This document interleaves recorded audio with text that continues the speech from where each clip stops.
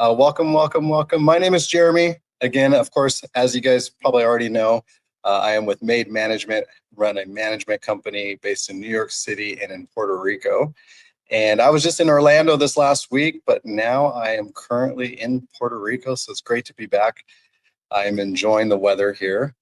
Good to see everybody. If you guys don't mind putting in the chat where you're from, love to shout you out. We're going to ask some questions of my special guest here today. We're going to pick his brain.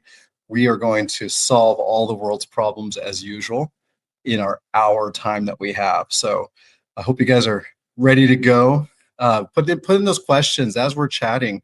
Put in the questions that you have for us. We'll be able to address those, get those answered, and get you guys some great information. But I'm excited about my guest here today. I hope you guys are excited. I've been looking forward to it all week. I'm going to go ahead and bring him in. Let's go ahead and add him to here. See if he's here. There he is.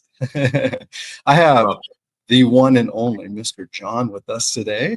So John, first of all, welcome. Thank you for being here with us. We appreciate it. It looks like you're sitting in your studio there. As usual. Yep. As usual.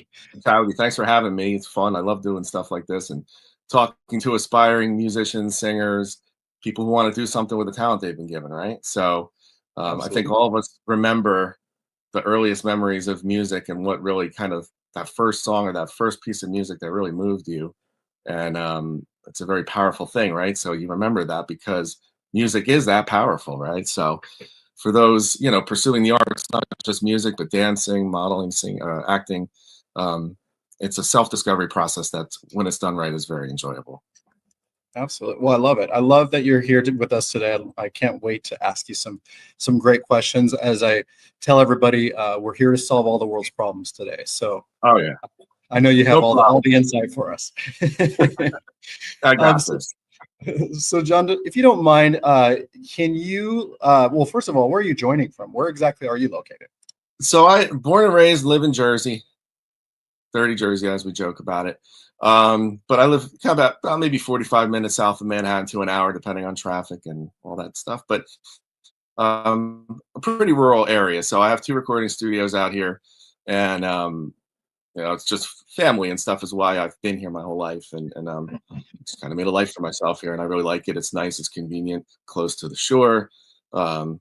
Summer's been pretty brutal heat this year, but other than that, summers are usually a lot of fun here, Jersey Shore and all that stuff. So, but yeah, so from the New York tri-state city area, and I love it. Yeah, it's fun. I think from a music perspective, I don't think you necessarily these days, especially with everything being so much digital and online, it was a lot more vital when I was younger coming into the industry to be in an area like this, to meet people and to network. But I tell artists now, like, who might feel like they live out in the middle of nowhere, there's still a lot you can do. You don't have to just feel like if you're not in LA or New York or something like that, that you don't have a chance. So that's been a really good part about where the music industry has gone in the last 5 to 10 years, Nice. And whenever somebody says Jersey, I think of Jersey Shore. The show, I know. I have a friend, right? Every time he always says that, and he always says, well, let's just say I'm from New York. He hates it. Oh, you're New Jersey, New Jersey. Yeah, that's that show, right? And he's like, after he heard that, I was like, yeah, I'm from New York. So anyway. I have a guy in here, Jason. Good to see that you're here. He says he's from Jersey as well. So all right. There's a lot of great musicians that came from Jersey, right? I mean, there's some very well known. Yeah, believe it or not, right? And not from just recent times. I mean, off the top of my head, and I can tell you just a real funny story. Deborah Harry, she's an artist from Jersey, and she's around the area. She was probably 15 minutes from here. Bruce Springsteen literally lives a mile and a half down the road from me. He's got a beautiful farm and property, and actually, sometimes I go fishing on a lake right where he recorded the legendary album Nebraska. And the house is like right there, it's pretty cool. So, and there's Bon Jovi in the 80s, right? Like, obviously everybody loves those early great Bon Jovi songs. I think more in modern times, we've got Charlie Puth. He lives not far from here. Halsey, I think, is from Jersey. There's others. I'm just blanking right now. But yeah, no, it's a very musical area, and that's what's great about it. And it's always, since I got into the business way back in the 1900s, dating myself a bit, but it's been a vibrant music and artistic community. You know, like where Bruce Springsteen got his start in Asbury Park, New Jersey. If you look it up, it's a really cool spot. Um, has had its ups and downs, but has really come along in the last decade or two. It's just a very cool, kind of got that New York vibe, and a lot of talented people go there to perform, and big video shoots, movie shoots. We got Netflix moving, going to be their biggest studio in North America, literally 10 minutes down the road from me. So I'm like, great, traffic isn't bad enough already. But a lot of cool happenings in our area, and so I'm excited about that. I mean, really, really, Jersey. If those people who've never been to that area or know that northeastern part of the U.S., Jersey's just kind of a suburb of New York, anyways, right? I mean, most people that work and live in Manhattan during the day, they commute and live in Jersey at night, right? And I mean, since COVID, you know, we have this little joke because New York drivers and all that. No offense to you guys in New York, but you know, the amount of New York plates we see here in New Jersey, I almost think like we might be part of New York now. You know, now all my neighbors are all from Staten Island or Brooklyn, and they're great. I love it. It's like, very cool. Well, John, before we get deep into the music, I have some good questions for you regarding music. But before we do that today, can you share with me a little bit of your background? Like what is it that you're currently doing, but how did you get to where you're at today? Well, currently, you know, Watersound Entertainment is a company I founded in all the way back in 1997, and it started. I mean, I'll start there for a second because it really just began as a placeholder because I was releasing my own music. So, like probably many people on the call who are singing and maybe wanting to get into music and writing their own songs and performing, that was really the genesis for me, was classically trained on piano and then moving to vocal. So my roots were classical, and going to the end now, and I'll fill in the gaps here in the middle in a second. What we do today all was built from that. But now, over the years, I've worked with so many different musicians, artists. I'm a producer, like I mentioned. We have 2 recording studios. But really, the coolest thing that really we've turned this so-called record label into is a catalog company. In other words, we have a very large catalog of master recordings that we license, that we stream, and we monetize on all the platforms, Spotify, you know, Apple Music, all that, TikTok, of course, and the Instagram and the those monetizing platforms, YouTube, you know. So we have like probably close to 500 master recordings, and many of them do pretty well. And I think last year alone we had just on Spotify almost 50 million streams collectively, you know. And we've got songs and movies. We just had a great artist I've been working with for many years. She's a super talented singer. We had a song in that show Hard Knocks just a couple days ago on HBO, which is like an NFL show, really cool show. So we do licensing deals too, you know, where we get songs placed in movies or commercials. We do stuff with advertisers. But like going back again to the origin of it, and what I think is why this is important for everybody listening, is it all begins with the heart to do it, the passion, because you can really quickly and easily get caught up in the whole glamour of it all, and you know, right, and like wanting to make it and wanting to get rich or just want to make a good living doing what you love, right? I mean, and that's what I like to tell people. Look, if you follow your passion and do this for the real reason of the love of the craft, and you're truly authentic and try to find your own thing, don't copy others, be yourself, be unique, all that stuff in theory should follow. And sometimes somebody set off a firework. Sometimes that can happen quickly, not quickly, but it's a several year journey, and you're always on that journey. You know, it never really ends because you're always creating, you're always experiencing new things in life. And so that was my thing. At a very young age, I remember saying to my parents, Mom, Dad, music's my life. Like, this is what I'm going to do.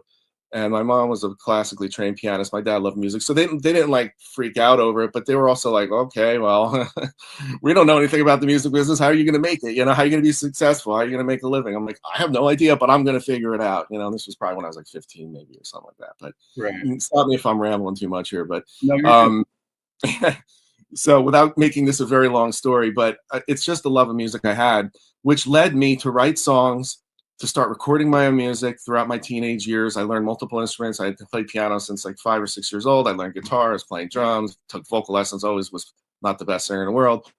But through a lot of training, I realized how much that can affect your voice for the better. Then I started recording other singers, just local people, and they had cool voices. I'd see them at shows or little local coffee houses back in the day. And I had this little studio. I'm like, come on in, let's record some music. And that's how I started working and producing artists. And one thing led to another. I started getting label gigs, and I've been in it a long time. I've done consulting gigs with many major record labels like Warner and Atlantic. And you guys can kind of go on our website, maybe see a little more in depth of that. But I think I've had a really well-rounded experience in the music industry. I've been on tour. I've toured with some successful acts that, we played big festivals and in front of tens of thousands of people, and got to understand the road and working with road managers and from tour promoters, things like that. So, but it's all mostly music based, right? Like our company really, our goal is to help new singers who have, whether you're at the very beginning of this or you're somewhere further along, to find who you are as an artist and to get your business in order, start building music catalog, putting stuff out there, learning how to monetize it, learning to be a self-sufficient, independent artist. Independent doesn't have to mean small. Just about everybody I'm working with right now is independent, and many of them are making 6 figures a year just off of streaming.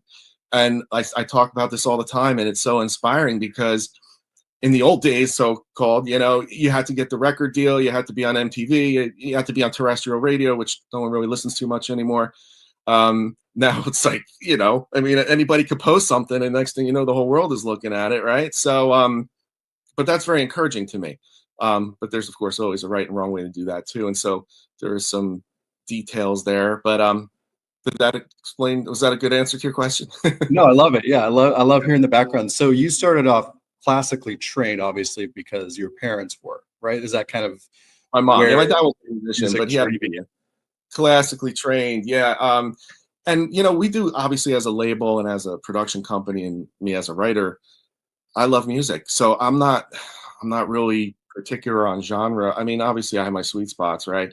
And there's a lot of times I'll meet a great artist and I'll know that I'm not a good fit from a creative songwriting or production standpoint, and I know people who are. But I love all kinds of music. So at our company, our music company is really well-rounded. We work with artists that might be kind of got a vibe like I don't know, like Adele or Amy Winehouse, to something that's more country, to something that's more hard rock, some more R&B, and then of course classical. We have a really good classical division because for many decades I've been composing. I do stuff with some symphonic, orchestra stuff, and solo piano, ambient piano, neoclassical, all different things, right? So we're a very busy company, and this studio is going around the clock. Just the amount of music we make and release, it's crazy, So all because of the passion and love. It's not because, there are deadlines and stuff, but it's not because this is a job. It never feels like a job. Very rarely. It's always like, yeah, go ahead. There's times just like anybody else, right? You're working hard, you have long, exhausting days. Anybody in the entertainment business knows this. But at the end of the day, you hit that pillow and you're like, that was a fun day, Oh, yeah. Or fun a couple days in a row because you stayed up till like 11 a.m. the next day or something because you're trying to finish something. And the reason why your days are so long, for me anyway, and the people I work around, is because we make it that way. We have to stop ourselves. It's like, the sun's going to be coming up. All right, we got to shut things down. It's been like 15 straight hours, or you obsess on things because you just love it. It's a passion. It really is. So for everybody listening, trust me when I tell you this. Don't lose sight of that passion. That's everything. Build everything around that. There's not going to be always great days, and it's always going to be easy, always climbing a mountain, right? But it's that excitement, that passion, that belief, and you have to have belief in yourself, and not that you're always going to be super confident. But there was an old music person I met many years ago in my early start that told me, if you don't believe in yourself, then who else is going to, right? And I think your talent contestants, they're here because they believe in themselves enough. And the people I meet when I do events or showcases, and they get on that stage, whether they do really well or they think they bombed, doesn't matter. You stood up there and you did it. And I always applaud that because you had enough confidence. Now, see if we can do it better next time, right? So, absolutely, I love that. Yeah, and that's what it's all driven. A lot of, like you mentioned before, people nowadays want that instant gratification, right? They want to post that song or that video on TikTok and they want a million views, and then they're dissatisfied That's when they it. don't get it, immediately. But Yeah, and most don't. Yeah, exactly. And yeah, no, I agree with you. And that's an unfortunate byproduct of the fast-paced society we're living in. And I think that's part of the reason why there is, on one end, a very thriving market for independent artists and things you could never do a few years ago. But the flip side of it is the challenges of you have to cut through a lot of noise. And I think a lot of artists get down because they don't want to be posting their eggs and bacon breakfast every day on TikTok or showing. I understand you got to let people in, but it's never been a natural thing for most artists. I mean, some like it, but 99% will say to me, I don't want to just be sitting all day posting on Instagram. And I have good right. news for you. You don't have to. There's a whole strategy. You don't need to be doing that. Sure, brand awareness, tell people, your community, your friends, make posts. But to sit there doing 5 to 10 a day and all that, I mean, unless you're built for that and you're, have a natural knack to be an influencer, let the influencers push your music on the platforms. You got to Right. build relationships and get in with the people who have the eyeballs already, instead of trying to build that site while trying to make music, while touring, while maybe going to acting lessons and auditions and castings and all. It's just too much, and that's why you're going to sacrifice the art, right? Because you're like, well, I just got to make content, so I'm going to make it quick. But quantity without quality, it's tough, and that's why we're all sifting through all this sea of noise. And Right. after a while, we all get to the point with our smartphones where I was just like, I can't take it anymore. You and Right? everyone else, right? Yeah, it's a lot, and so we have a lot of things competing for our attention as creators, let's say, and I'm speaking again from the perspective of a musician, songwriter, producer, artist, and all the artists I know and work with and help. Time is a tough thing, and you have to shut the phone off when you're writing and working on music. You got to be able to, and that's the whole point of it, is to block the outside world. That's the point of writing and making music. It's an escape. It's therapy. There's nothing to me more therapeutic than writing something you feel proud of, and you're like, this is me. I said something that I wanted to, and I actually got it right. Because most of the time I mess it up. you know, Frustrated artist. Everybody knows that. But so yeah, yeah. Very cool. Well, I'm a music fan. I absolutely love music. I love all genres of music. And I'm the kind of guy that I want my music to be appropriate with where I'm at. And so I spent some time the last few months. I was up in kind of the Pacific Northeast or Northwest, up in Montana and Wyoming and those parts. And so I really kind of honed in on country music while I was up there, right? Because that's Right. what I kind of That's the your thing. area that, right. And then so now I'm in Yeah. Puerto Rico. I just landed here 2 days ago, and of course, Bad Bunny's on my playlist all day long. Right? Money, yeah. Right. But it's a vibe, and it's like the soundtrack to your life. Music is the soundtrack to your life. Everybody should make it that way, right? That's why we got our playlists. And every time I go to a certain part of the country, I do the same thing. I'm like, all right, what's my Florida playlist or Nashville playlist or wherever, LA? And that's what makes that's music is a whole nother world, right? It's like, I don't know. I could talk about it forever. It's just it's a great thing to be a music lover and to feel inspired and motivated by it, right? Well, I know that obviously you've been in the business for a while, and so you've seen the music industry change so much. I mean, I remember I had a good friend in high school, and this was a couple years ago, and not and Right. his house, he had his dad had a music room in his house, and you can go in there, and there was 8 tracks, cassettes, records, and it had this whole sound system set up, and you could basically play anything and everything you wanted. And he must have had a library of a couple thousand, right? A couple thousand choices to choose from. And I remember we would go in there on a Saturday afternoon. We weren't gamers, so we weren't on the Nintendo 64 at the time or Right. whatever that was, back in Yeah. the day. Oh, yeah. I had them And all. we would just flip through vinyls and pop in 8 tracks and just sit Yeah. there and listen to cool music. But within your business itself, I know that so much has changed Oh, yeah. drastically. The time that you've been, and I know that you all obviously put a lot of thought about the future as well and what's kind of coming down the road, Yep. you know, as Yeah. well. But how have you really kind of you have to constantly be pivoting and changing, I would imagine, being in the music industry. the old saying is it's a truly a moving target. Absolutely. You're always pivoting. You're always looking for the next thing, where things are going, trends are going, not just trends sonically or musically, but trends from a business perspective, from a human perspective. Who would have ever predicted we'd be here after 5 years later after COVID, like, or prior to COVID, I should say. Look at how that kind of changed Right. direction for so much of the world, for better and for worse. And so music is exactly like that. I mean, same like you're saying, I have the old vinyls, and then I was mostly in the CD era. So, coming out through the 80s and 90s, I was, yeah, vinyl in the beginning with 45s and, Right. LPs.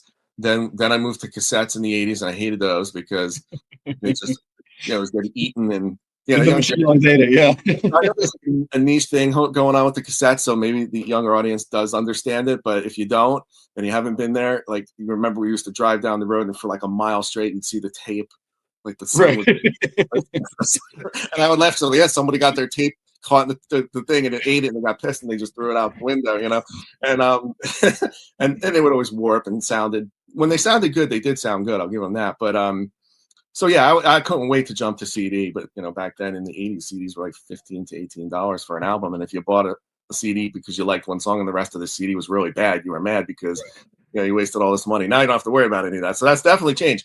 What has changed as well for me, which I love, is the monetization of the industry went from, well, you're selling physical product. And this was a big thing for a long time. There's probably still people complaining about this, that, oh, music is no longer, it's rarely monetized through physical product. People don't really buy CDs. They don't, so, there's a vinyl thing going on. There is, but that's more, again, specialty. But the real business was run off of album sales, right? Whether that was a CD, a cassette, a DVD, audio, whatever. And so you'd buy a CD and a cassette or whatever format, and once you had it, unless you broke it or the car ate it, which was often enough, and that's probably why they made more money on the cassettes, you wouldn't buy it again.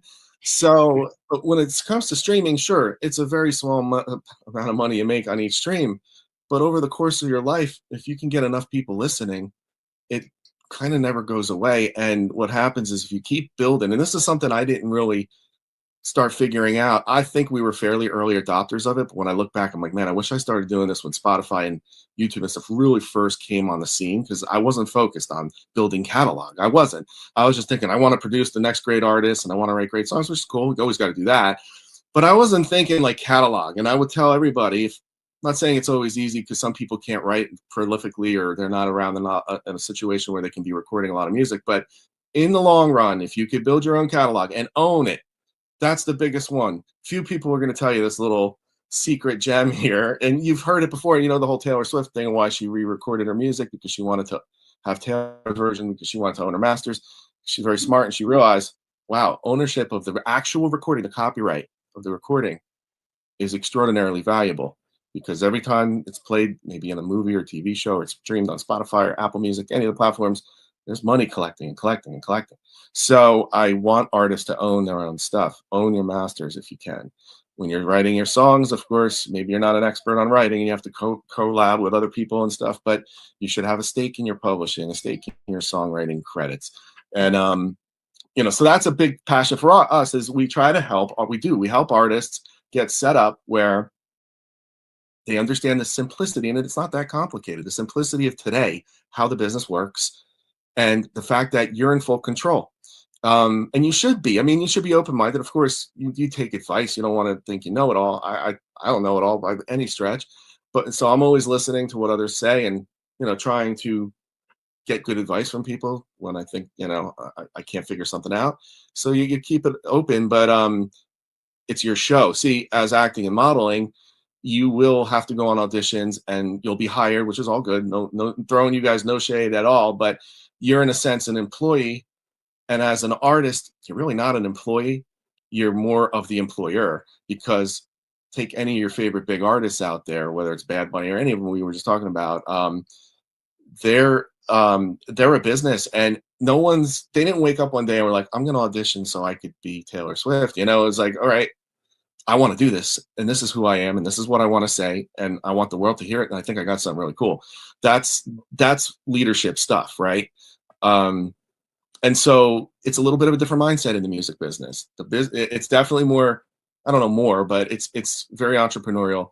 It's business minded, but not boring business. Like this is like once you dive into this as an artist and it start to understand the landscape you're in.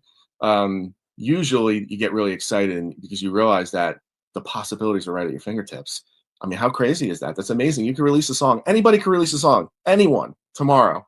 And theoretically, there's a billion people. I don't know, maybe, well, yeah, between all the platforms, there's probably several billions of people that can hear it immediately. Spotify has a couple 100 million subscribers that immediately can listen, and Apple and all the others, right? So the accessibility is the biggest thing or the biggest change I've seen in the industry that I think is the most important one. And again, if you embrace it and aren't like the old school mindset of, oh, well, I can't make $8 every time I sell a CD. Well, that's just the way it is. Life changes, the business changes, and some things sometimes for the better, others for the worse, but you balance them out. But it's never been better for new singers and new artists to try to get into something and have their voice be heard. So Right. And gone are the days where you'd be in the streets of LA and these guys were trying to peddle CDs to you and like, hey, $5, yeah, $5, or they're playing music on the streets and selling that. But literally, that was a big thing. That was constant back in the day. Yeah, I remember that. I remember my first CD I ever bought, Absolutely. And yeah. I don't know if I should name it. Did you have the boombox or did you have the tower system with all like the components? No. So I had the box, right? The So I had box. the box. Same. Yeah. I was excited when I got my first CD player in my car, except for it skips all the time, Oh yeah. That was the thing. The CD skipped and we missed that.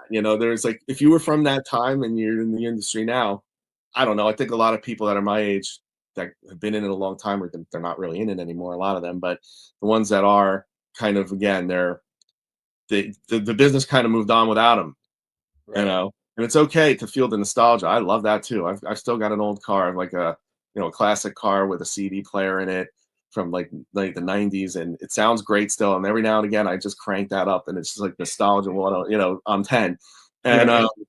but I also know, like, look, this is a relic. It's like I'm not typing on a typewriter.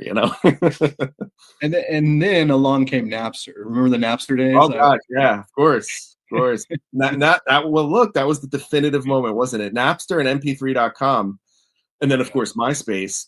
They kind of converged at a similar time there. And what would that have been like? 2000, 2000 probably, right around Y2K. And I knew it then, though. I knew it, and I resisted it, and I fought it like most people did that weren't like maybe younger, but I resisted it, and I was like, oh yeah, this is going to ruin the music business, and but no, it really didn't. I mean, I think it probably sank a lot of record labels, and again, where it might have hurt some sector, others blossomed and thrived because of it. So I'm an optimist. That's just me, though. I'm an optimist. Always have been. I'm looking on the bright side of it. And that's how I feel about AI. I mean, I know you probably have a lot of Oh, yeah. discussion about AI, and I'm sure everybody in the music industry is currently, talking about it. It's definitely a hot topic, but I see AI coming down the road, especially for, the acting industry, voiceover industry, all this stuff. And I see that it's just going to change the landscape. I'm sure you guys in the music business are feeling the same thing. It's definitely changing the landscape, but it's not going to take away the physical artist. Like, I feel like there's still going to be a need for physical artists, Unless the public thinks there isn't, but I don't believe that. There's no way. But continue. I didn't mean to interrupt you. well, right, because I mean, we still can go to a symphony today. I could book a ticket to go see, a symphony, a full orchestra, and that's been around for what, hundreds of years, right? And so yeah, so I think, there's definitely aspects to the music industry that are going to change, but it's never going to take away, from the entire industry. No, it won't. And I would encourage anybody. I don't care, like, if you're not good at playing an instrument or you don't think you could write. If you want to use AI just to kind of hash out something, okay. But I would encourage you, don't rely on it when it comes to like coming up with music. Because you're giving away your humanity like that. I mean, I guess, look, to each his own, right? I don't know, but I've heard some things it's done, and I'm like, wow, that's definitely, it's going to grab some of the market share. There's no doubt it will.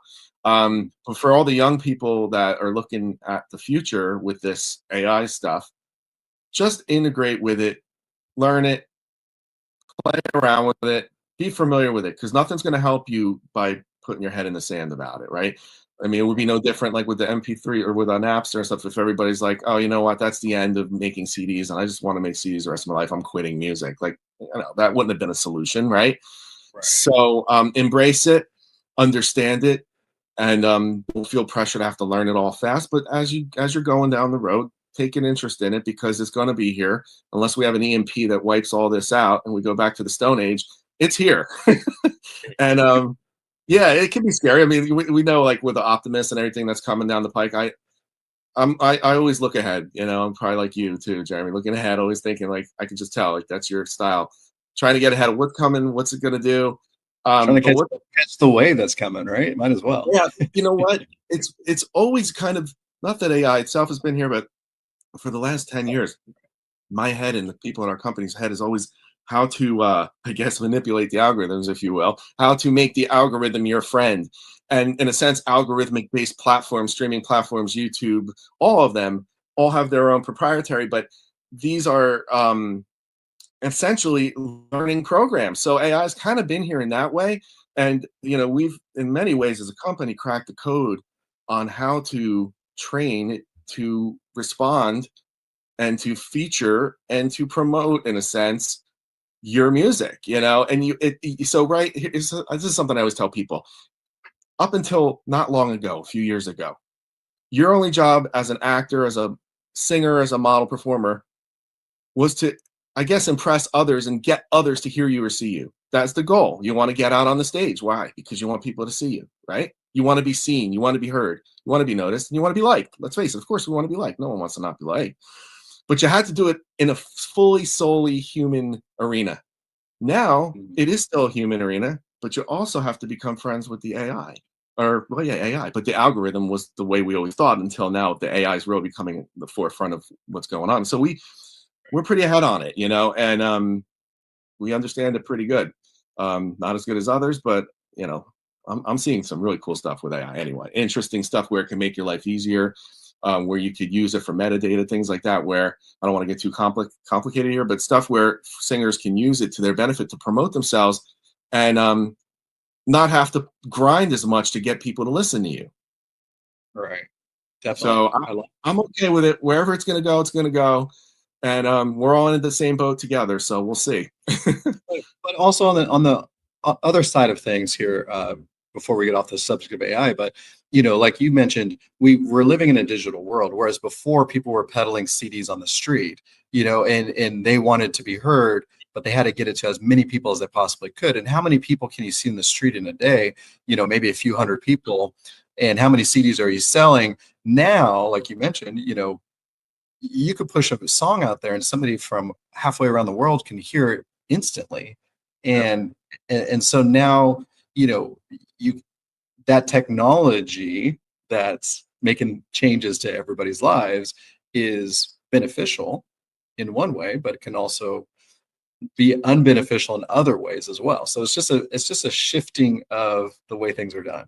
Yeah, it's a shifting, but I think it's a net positive by far. You want to know because a lot of people I work with, they don't ever want to perform or get on stage, and most do, but a lot don't. They're very, either they kind of have social anxiety or whatever it is, and they just create amazing music and they want it to be heard. Not even so much so they can be like, "Look, aren't I good?" They don't want that. They're not looking for. They just want the music to be heard because they're just composing or making music and like it, right? And they think others will. And now they have an ability to reach crazy amounts of people that they never would have been able to before. So yeah, so the negatives to me, I mean, unless you could think of some off the top of my head, or your head, we could address them. But I don't really see too many other than it's just a shifting from the old world to the new world in a way, right? And that's happening on everywhere right now. So it's a radical kind of Absolutely. timeline shift that we're in. I love it. I think it's exciting. I'm looking forward to the next 5-10 years hold for everybody. So Oh, it's unlike we're on the precipice of a whole new thing. It was kind of like the dawning of email or something. I remember when email first came around, where cell phones, right? Like this is kind of like that moment because the robotics that are coming. we all watch Black Mirror and those shows and things like that. We're like, that's, well, hopefully not the dystopian part, but the robotics, the dogs, and all that stuff. That's here, man. I mean, that's wild.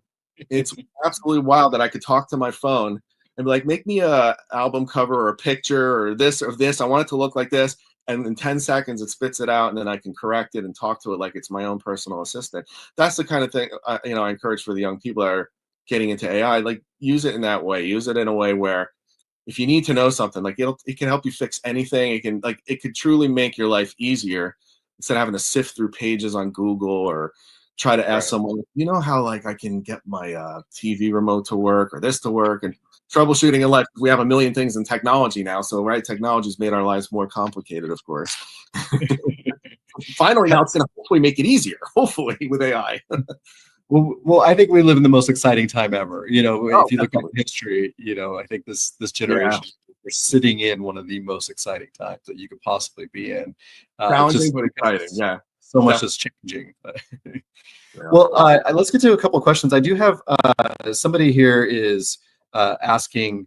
I see a lot of people asking about how do they get started. So somebody said that they're a singer, they want to get help with it. Someone says they're a rapper just starting off. What would be a good recommendation for if somebody's here, they love music, they have a passion for music, maybe they've done a little bit, played with it. What's a good way for them to really kind of just get on the path of success? I know it's not going to be an overnight thing, and that's we've already addressed that, right? Right. But what's a good way for them to really get started? What would be a good?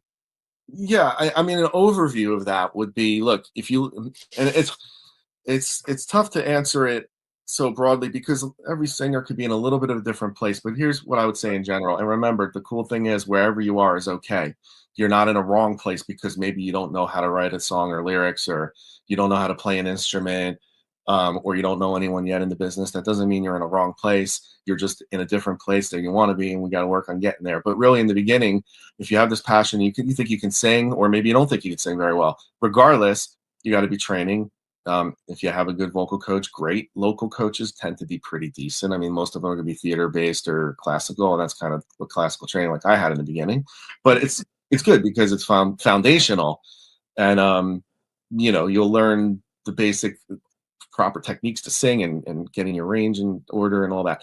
So always having someone around that's a good coach that can hear you objectively, show you where you're kind of maybe missing the mark, and making you and to strive to get better at whatever it is. That includes instruments too. If you have a knack for playing piano or guitar and you want to, definitely start. You don't have to become Mozart in a week. Just play. Start messing around. And if you already play really well, maybe you need to start coming up with some ideas, or you have a few ideas in your head. So really, ultimately, crafting your talent. Of course, I mean that's kind of an obvious one, but I know people that have a lot of raw talent and they think maybe they don't need training. And I tell them, you're not going to get a vocal coach because you already know how to sing. You're getting coached just to help you sing even better and to learn things you never even knew about your voice and how to get different sounds and different tools in your toolbox and to bring truly you out, because, this whole journey is, and I would say this is a part of the answer too, is you discovering yourself. That happens through challenging yourself vocally. It happens through maybe challenging yourself to think of a song title or maybe create some song lyrics as you're driving around or hanging around somewhere. Start becoming more creative minded, thinking about, let your imagination run. Wasn't it Einstein who said that imagination is more powerful than knowledge or something? I might be messing that up, but it's similar, something like that, paraphrasing. And it is true. I mean, your imagination is what leads to everything. We all have dreams, right? I mean, we all have, no matter how old you are, you have a dream. Some maybe just daydreams or pipe dreams, but they're still dreams. And what makes them real dreams that can become successful is the actions you take.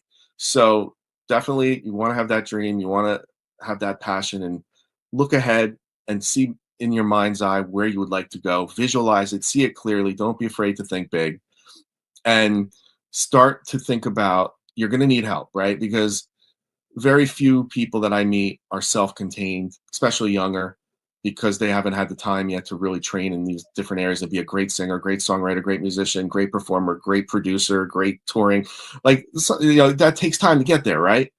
So the early steps are the training, the passion and desire, and the visualization of what you want to do and where you want to be, who you want to become as that artist, thinking about song titles, thinking about life experiences maybe you'd like to share with others, right? Because music is all about, and I mean, it sounds like kumbaya here, but it's really about healing, I think. I mean, I guess you can listen to music to really not heal and to do two bad things, you know, violent music, I guess. But really, the power of music is healing and relatability, knowing like you're not going through something alone, right? So, young generation has some big challenges that we never had, and they're it's unique to their generation right now. So this is a very fertile ground to be writing songs about, to help others who are also of all ages, but certainly in the younger demographic needs some role models. So you want to think, hey, I could be that.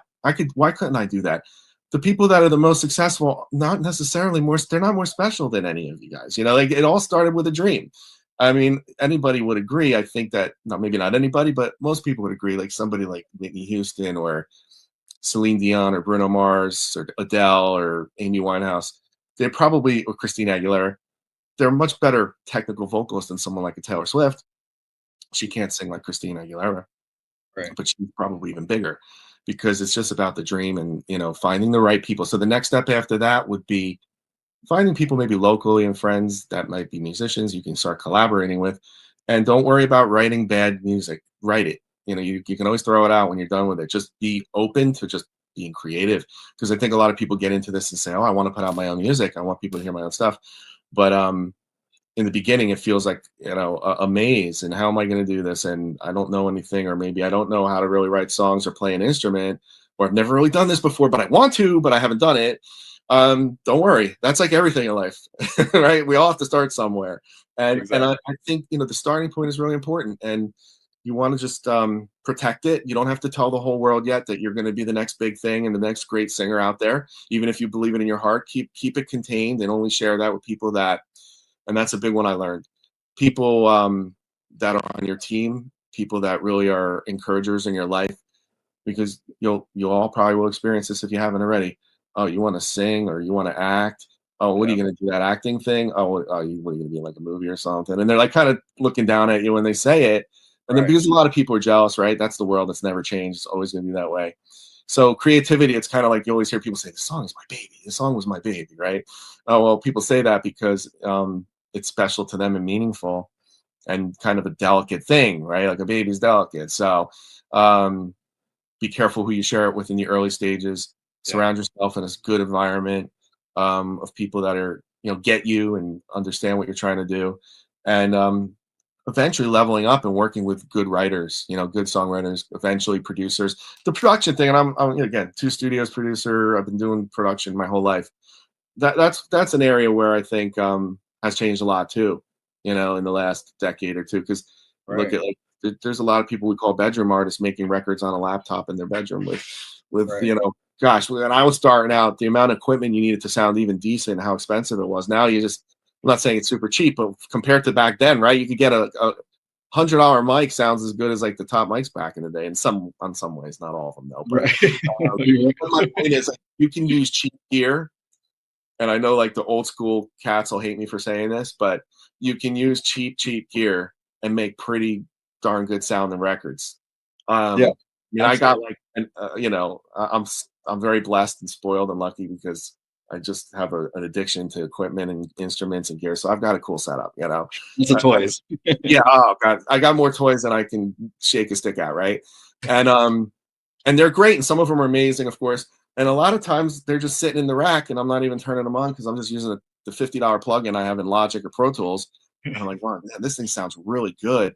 It sounds as good as the thing I have that it's emulating. And so, for a small portion, you can buy Logic for $200, and it comes with like 100 GB of great samples and sounds, and from organic stuff to beats and electronic, hip hop, whatever, pre-made loops, whatever, right?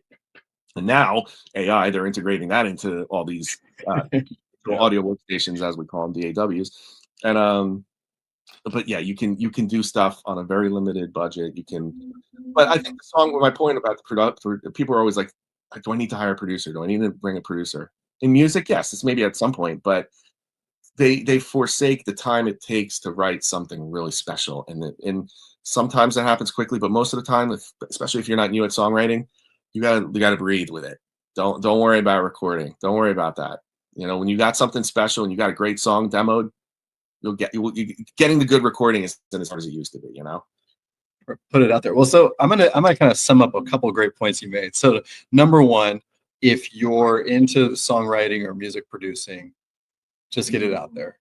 If it ends up being something that you're really not enjoying later on, or think it's that great, or you redo it, you can always delete the original, right? You can just delete the one that you put out there, and Absolutely. Oh yeah, because basically what happens is, so again, when we get to this place where people are ready to release music, we have a conversation about digital distribution companies and who do you use, how do you get it out there. There are several of them, but the most common one is DistroKid, and it's basically like an app. You know, you download it, you upload your artwork, you upload your song, your WAV files, and everything, and within this platform, and it's like setting up in a sense like a bank account, because it's going to be paying you, through there, and you pay a very small nominal yearly fee to be able to post as much music as you want or whatever you want to put out there. And so you determine what you release and if you want to pull it off, but you want to try to avoid that, obviously, because I've worked with a couple artists like that where we did something and it wasn't maybe a huge success, but it started getting a lot of streams and started getting attention on YouTube or whatever, and then they like I don't know if I like it anymore, and they just pull it down. And then a year later or two later, they put it back up because they realized maybe they had a moment where they just were insecure, which we all have, and I get that.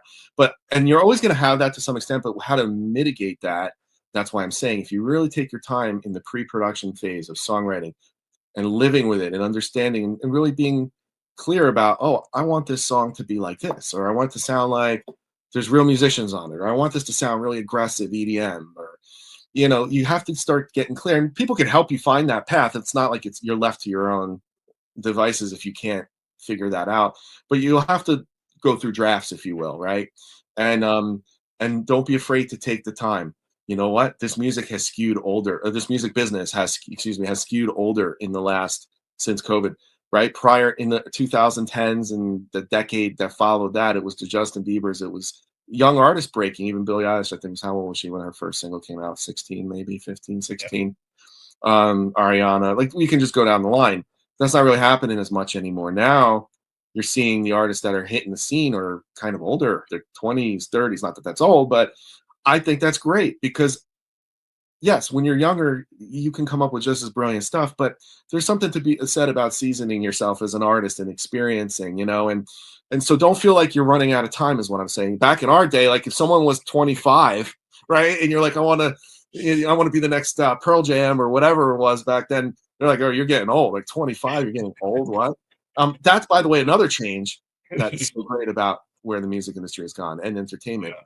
It's really anything goes. Anything goes. I mean, even in the modeling world, that's changed quite a bit. You were considered a washed up model at age 28. Like, you're done. Your career is over. Not anymore. Yeah, and you know why I think the reason for that is because on social media we just see all of everything, and so back then the media was tightly controlled, right? Again, we saw what was only on a few channels of TV. If you had cable back then, it was like 30 channels.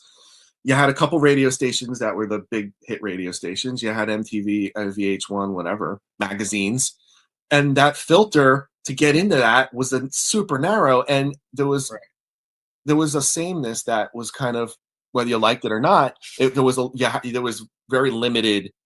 Well, I don't know how to say it, but you know what I mean. Well, the decision makers too, they were saying, okay, this works, so we don't want to try anything different because we know that this works, right? And so now they're seeing an older model, older as in maybe like mid 30s, with 2 million followers on Instagram, and they're like, oh, well, maybe that works too, Social proof, because they're seeing other people responding to someone that is not in your typical category of what we grew up or saw back in years past, and that's giving other people courage and confidence to say, hey, I might not look like this or sound like this or whatever, but I'm relevant. I can do it. If someone else can do it, I can do it. And that's a really cool thing. And who's to say if people like you? I mean, look, we can all be opinionated. I know what I like and don't like, but that doesn't mean it's true. It's just my preference. So, who's anybody to say? If the public buys in and people like what you're doing, that's awesome. I love it. Right. Yeah, I going back to also another point you made is be careful who you talk to or share your goals or your music with, right? And that's so important because be careful who you get advice from. Sometimes people go to advice for somebody and say, "Hey, do you think I should do this or do that?" But that person's never even been in the entertainment business at all whatsoever. And Oh, yeah. they're trying to give advice or they're receiving advice from somebody who knows nothing about it. And it's a Well, very important. You're going to get haters no matter what, especially if you yeah, become very successful. And so you just really have to learn who you can really go to, who you can trust, who's on your team, right? And that's an important part. 100%. Yeah, your team is everything. It is true. Your team is everything. And I think the music industry, the entertainment industry, because it's the entry to it, there's no entry fee in a sense, meaning that there's no other business. If I want to be a football player, if I want to be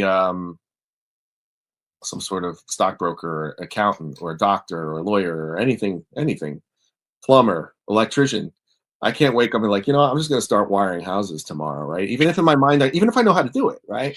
Because there's YouTube videos. protocol. There's protocols. But in music, I could wake up and be like, you know what? I'm a music manager today. I'm a music producer today. I know people like that. They'll just like whatever like is in, they just claim that title. Yeah. And they never really, like you said, they didn't do it. They didn't walk the walk. And that's the difference. I think, in my world, it's like, and not, again, everybody's different, but what I'm happy about is I started probably where everybody who's listening that wants or has a dream to sing or get in music, that's where I began. To me, it was just, wasn't thinking about private jets or even being famous so much. I was just wanted to make something. I was making music and I was into it, and this is great. And there happens to be a really big market out there and people love music. So I think I could do well with this. That was always my mindset. So throughout the years, hitting all those pitfalls, working with a slew of people that just were, time wasters, or I don't even say anyone's a time waster because you learn from everything, right? But yeah, the music industry is full of um, a lot of talkers, and and they're all caught up in the fame and fortune part of it. And I'm not talking about necessarily the artists. I'm talking about other, music industry people, right? And I get it. They want to be a part of a big project. They want to do something big, but they're only thinking of it like the person in the suit behind the desk and looking at the numbers and like you got to do this. So, and it's very corporate in the mindset like that where it's all about like exploiting the artist in a way. And it's like artistry is very delicate. And granted, look, if you hit it right, you can make a ton of money. That's awesome. But you got to do it. You got to do it for the right reasons, and you got to be around people like you said that know what they're doing with that and have been there and walked in those shoes before, and know. Ideally, if you're working with people who know what it's like to be on the road or to have written songs and to have disappointment in life and have their songs rejected and all that stuff. And I can tell all your listeners, all you guys out there, I've been through tons of heartbreak too. I mean, I've had so many moments where it was like this close. Had them recently too. You're always going to have that. But in the end, you look back and what's meant to be is meant to be, and you have some time away and can look back and why things happened the way they did, and you're an optimist. You'll be like, oh, okay, cool, and on to the next thing, and just stay focused and believe in yourself and stay focused on your mission and what you want to do, and keep building. It's like a castle, little by little. Just keep building, and before you know, you might have this beautiful Disney castle or something, right? I mean, everybody started there. Taylor Swift started with nothing. She started way back in the day and had a dream as well, just like everybody else that's on here. So I have a good question from Sasha. She's asking a more technical question, so I'd like to pick Okay, your brain cool. about that. She says that she has opera training as her base for singing, and she's wanting to kind of elevate from what I'm understanding her question to be. Elevated. She's recording everything now on her iPhone 16 Pro, but should she invest in an external mic for recording? Would that be a good idea? Yeah, I mean, I think so. And again, it all depends on where you are, right? I mean, if investing in that mic is going to make or break your situation in life, then you're fine with the iPhone. I mean, it doesn't have a bad mic in it. Somebody like a year ago was in my studio and played me something of this artist he was friends with or something. I can't remember, but it was all done on an iPhone. And I heard, putting it up on my channel, I got really amazing monitors in here that reveal a lot. And I can hear like the lacking stuff, but it was minimal, and it was my ultimate critique ear. But on just average listener, or just me even not paying attention listening to it, was like, wow, this is really good. And so you can make some good stuff on there. But yeah, the microphone is important, and you might you might have to try a couple different ones to find one that fits your voice. It's a little bit of a, like you said, technical. Obviously in my studio, like I said, I'm spoiled. I've probably got 2 or 3 dozen mics, vocal mics. Some of them are cheaper end mics, couple $100 mics. A lot of them are, I've got a Sony C800G. That's like a most sought after kind of incredible vocal mic that sounds incredible on most people, but not on everyone. So, when we have singers in here, I test out several mics. So I'm doing that way from as long as I can remember that I have more than one mic. Once I have more than one mic, it was always like, let me hear you on this one. Let me hear it now.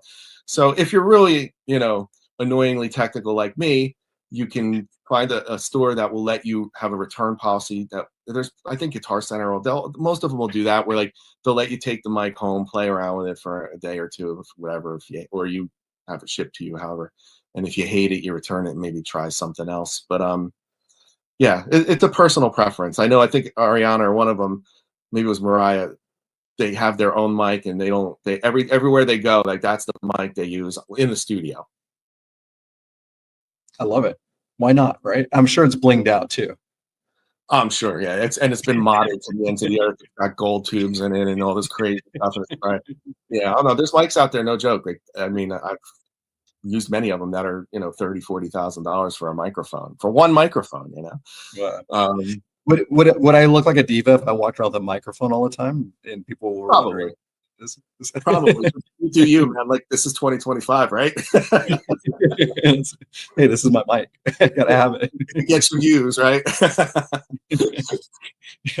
Well, John, I appreciate the time. I know I don't want to waste your whole night. I'm sure you have a lot of things happening, and I really do enjoy picking your brain. I definitely want to get you back on here. Sure.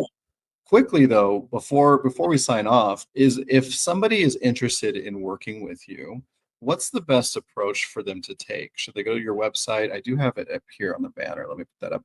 Or what?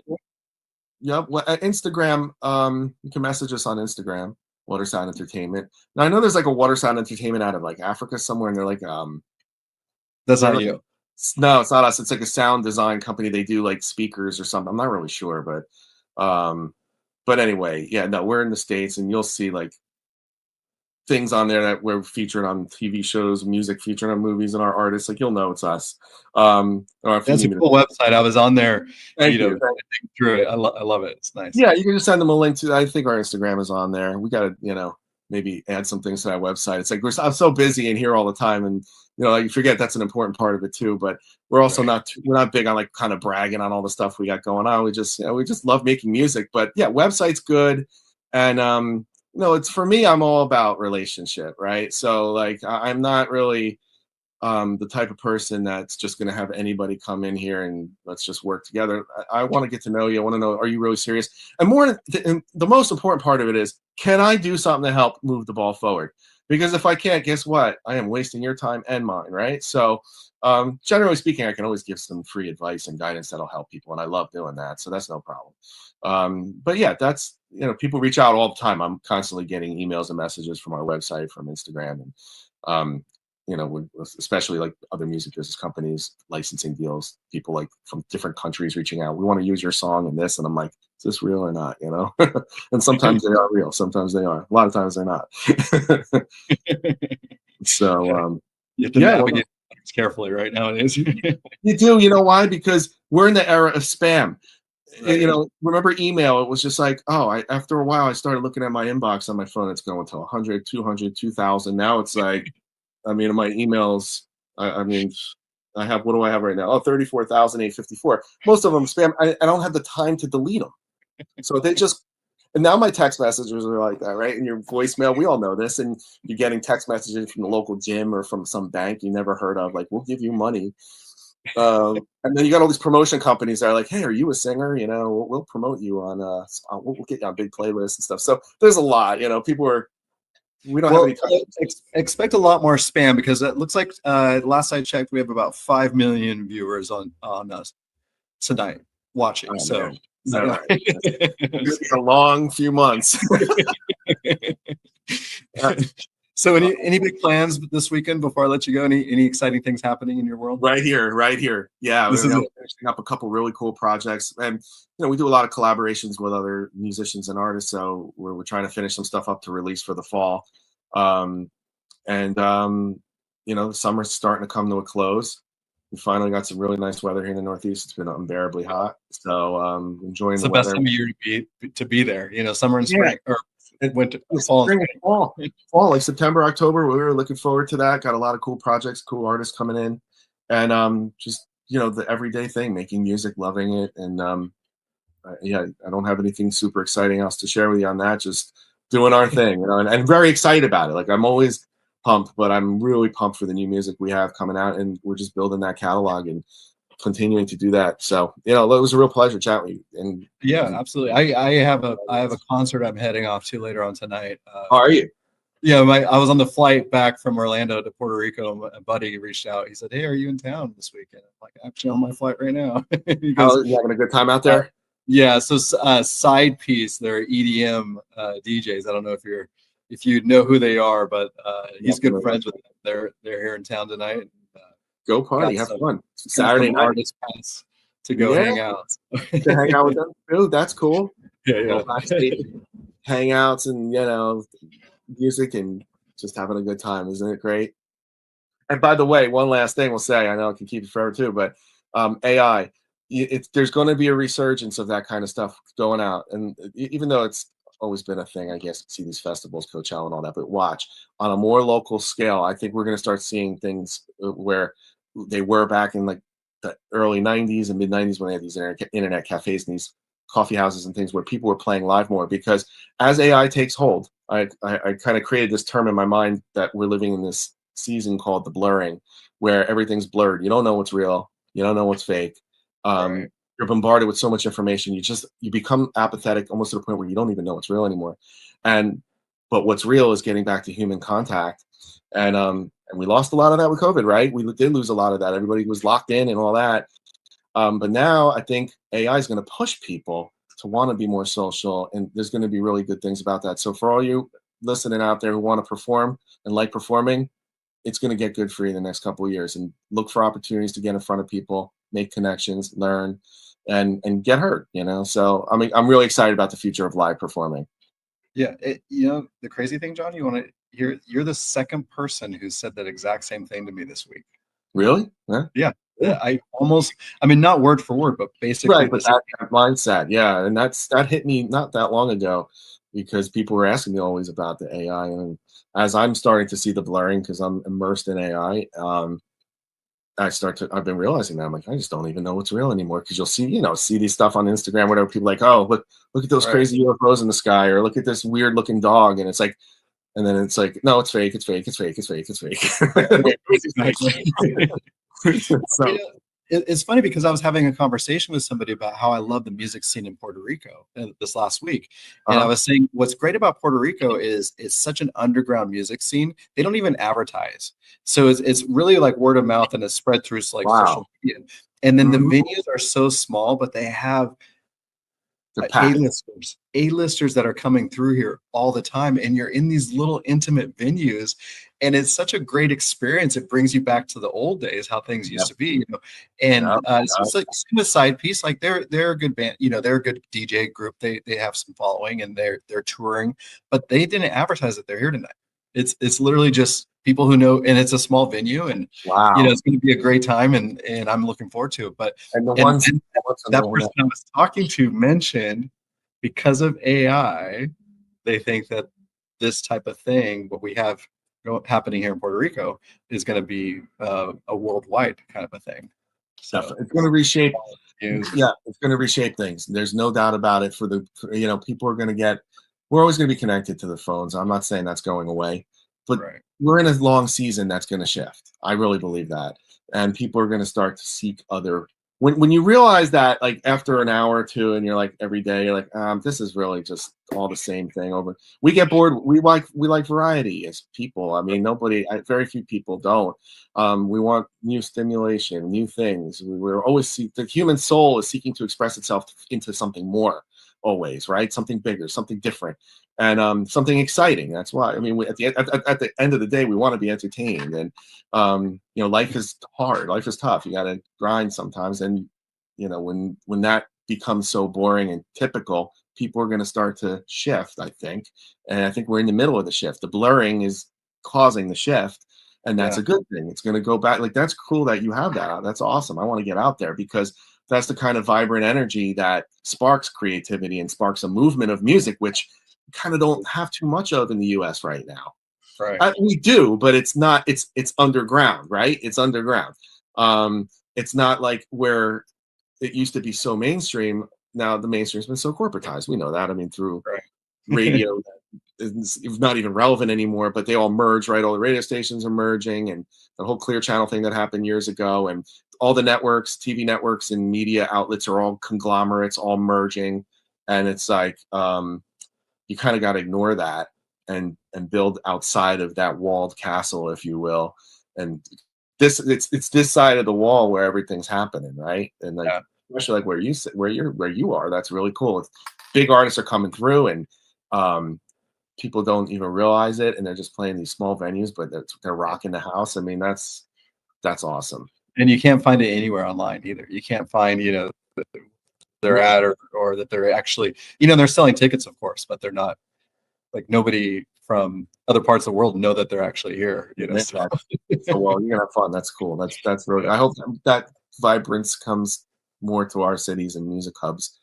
Puerto Rico is such a music island. I mean, they have so many big names that came from here, and just it's a thriving of life. Yeah, place full of life and living it, really living life. So that's what this is all about. Being creative, living your life to the fullest. The old saying of living your best life now, or the best version of yourself. We'll hear like the self-help gurus saying that kind of stuff, but it's true. You want to really short time here. Enjoy it. Make the best of it. Well, I send you an official invite to come on over. So whenever you're in the area or headed over, let me know, and we'll meet up. Talk. Yeah, definitely. Well, thanks for having me. Anything else? No, that's it. Thank you for being with us. Thank you for your time. We really appreciate it. So it was great. I think we got near solving most of the world's problems. So close. We might not have full, like 99% maybe, right? Well, John, enjoy your weekend. I appreciate it. It's good to see you. Thanks to everyone who's joined. We will see you on the next one. Good to see you. Good chat with you guys. Take care.